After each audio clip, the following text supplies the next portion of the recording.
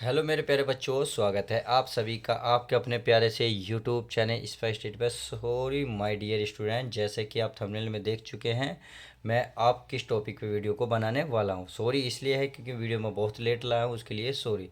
तो चलिए बिना देरी करते हुए सीधा सीधा हम टॉपिक की शुरुआत करते हैं। इससे पहले मैंने राउट का जो नियम था उसको कवर कर लिया है। देखिए कुछ बच्चों के कमेंट्स थे प्यारे कि प्लीज़ सर जो केमिस्ट्री के मोस्ट इंपॉर्टेंट क्वेश्चन है उसको कवर करा दीजिएगा। तो चलिए उन्हीं के कहने से मैंने ये कवर करा दिया है।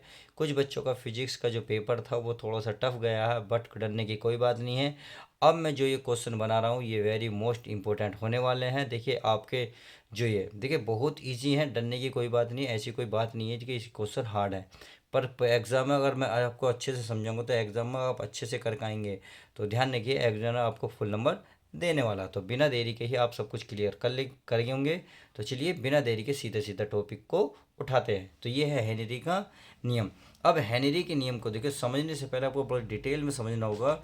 ये करा नियम हेनरी के नियम के अनुसार, यानी कि हेनरी के जो नियम है उसके अनुसार स्थिर ताप पर ताप क्या होना चाहिए प्यारे बच्चों? स्थिर ताप पर किसी गैस की द्रव में विलेयता, यानी कि किसी गैस की द्रव में विलेयता। देखिए पहले मैं इसको टॉपिक इसको समझा देता हूँ, फिर आपको अच्छे समझ में आ जाएगा। तो चलिए बिना देरी करे हुए मैं इसको पहले समझा देता हूँ।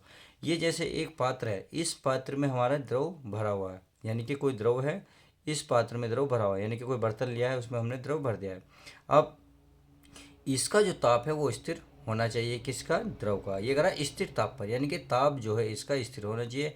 ऐसा नहीं है कि ताप घटता बढ़ता रहे ताकि हमारी प्रॉब्लम। देखिए अगर ताप बढ़ेगा घटेगा तो प्रॉब्लम होगी, बट हमें क्या करना? हेनरी के नियम के अनुसार ताप स्थिर रखना।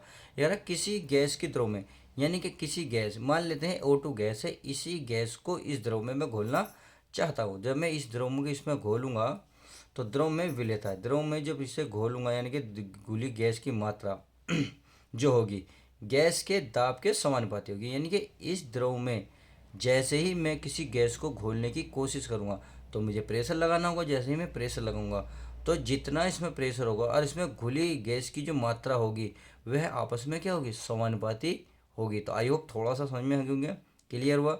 समझ लीजिएगा, यानी कि जो इसमें घुली हुई गैस है उसका जो विलेयता है, यानी कि जो खुली गैस है उसकी विलेयता, यानी कि विलेयता, और जो इस गैस का क्या है? दाब, यानी कि प्रेशर, क्या होगा? तो आपस में समानुपाती होगा। इसका मतलब है जैसे जैसे हम दाब बढ़ाते जाएंगे इस गैस का द्रव पर, तो इस द्रव में हमारी जो गैस है धीरे धीरे घुलती जा रही है। यानी कि जितना प्रेशर बनाओगे उतनी ही इसमें द्रव द्रव में गैस घुल जाएगी। यानी कि जो जितना दाब ऊपर रहेगा उतना ही इसमें घुलेगी।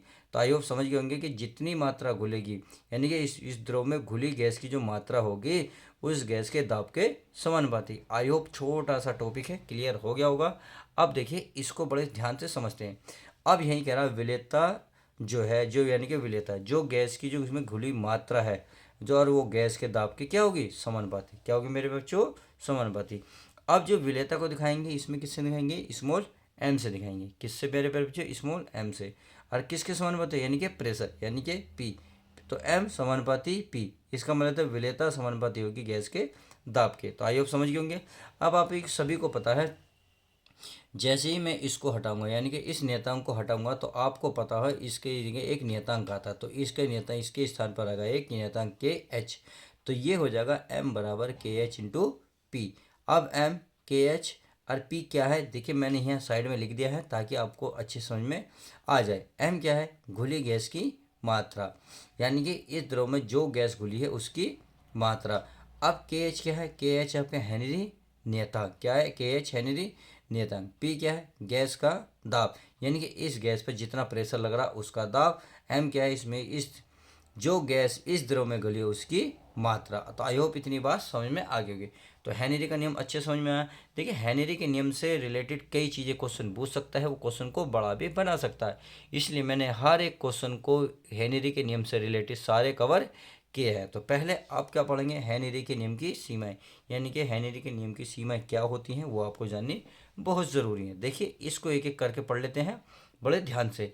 तो इसमें क्या लिख रहा है? इसमें लिख रहा है देखिए प्यारे बच्चों, यह नियम केवल आदर्श गैस के लिए मान्य है, यानी कि जो गैस आदर्श गैस होती हैं उन्हीं के लिए मान्य है। जो आदर्श गैस नहीं होती हेनरी का नियम उस पर लागू नहीं होता। पहला पॉइंट तो इसमें यही कह रहा है।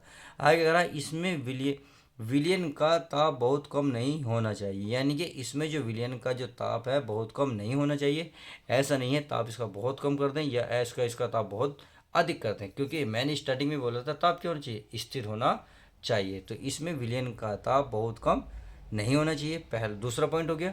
तीसरा पॉइंट है आपका, गैस की विलेयता बहुत अधिक नहीं होनी चाहिए, यानी कि विलयन का ताप भी बहुत कम नहीं होना चाहिए और गैस की जो विलेयता है यानी कि गैस का जो घुलनशील है इसमें को बहुत अधिक नहीं होना चाहिए, यानी कि इतनी भी ना हो कि टोटल एकदम इसमें घुल जाए। समझ गए। अगला, यह नियम उन गैसों पर लागू होता है जो विलायक से क्रिया नहीं करते।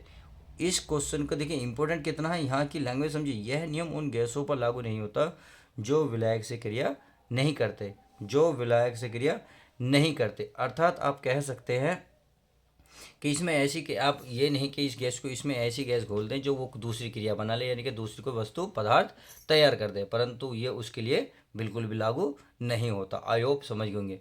अब आते हैं हेनरी के नियम के अनुप्रयोग। तो हेनरी के नियम के अनुप्रयोग वेरी मोस्ट इंपॉर्टेंट है। अगर आप इन तीनों चीज़ों को लिख लेंगे तो एग्जाम और आपको फुल मार्क्स दे के जाएगा ही नहीं, जाएगा ही, यानी कि बिना मार्क्स दिए तो कहीं जाएगा ही नहीं, इतना तो पक्का है, क्योंकि क्वेश्चन वेरी मोस्ट इंपॉर्टेंट है।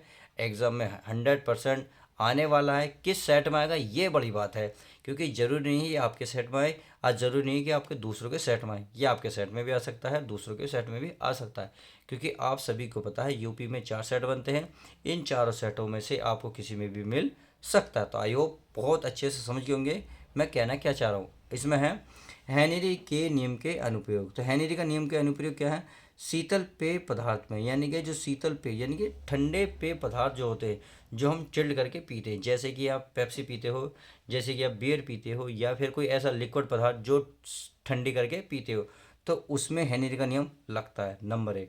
अगला है समुद्री गोताखोर द्वारा। समुद्री गोताखोर जो होते हैं यानी कि समुद्र में जो गोता लगाते हैं, तो आपने देखा होगा उनके पीछे एक सिलेंडर रहता है, सिलेंडर में एक ऑक्सीजन गैस भरी रहती है, यानी कि एक गैस भरी रहती है, तो उन पर हेनरी का नियम लागू होता है। नंबर 2 समझ में आया। नंबर 3 है आपका अधिक ऊंचाई पर ऑक्सीजन टैंक में।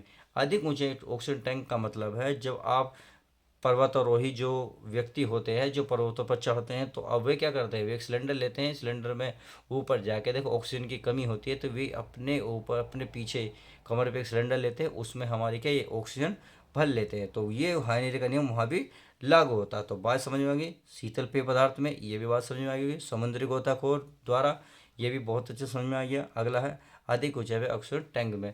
अधिक ऊंचाई का मतलब जब अधिक ऊपर जाते हो तो ऑक्सीजन की कमी होती है, इसलिए जो पर्वतारोही होते हैं वो गैस सिलेंडर में ऑक्सीजन लेकर जाते हैं, वहाँ भी हेनरी के अनुप्रयोग काम आते हैं। तो आई होप इस तरीके से मैंने आपको जो हेनरी का नियम है पूर्णतः अच्छे से समझा दिया है। आपको वीडियो अच्छी लगती है तो प्लीज़ वीडियो को लाइक करें, शेयर करें, और चैनल पे तो चैनल को लाइक करना ना भूलें। तो चलिए मिलते हैं किसी और मज़ेदार टॉपिक के साथ, क्योंकि आपका एग्ज़ाम बहुत सटीक आपके करीब है, तो मैं आपको बिना देरी करे हुए सीधे सीधे अगला टॉपिक बहुत जल्दी बनाने वाला हूँ। तो चलिए मिलते हैं किसी और नेक्स्ट वीडियो के साथ।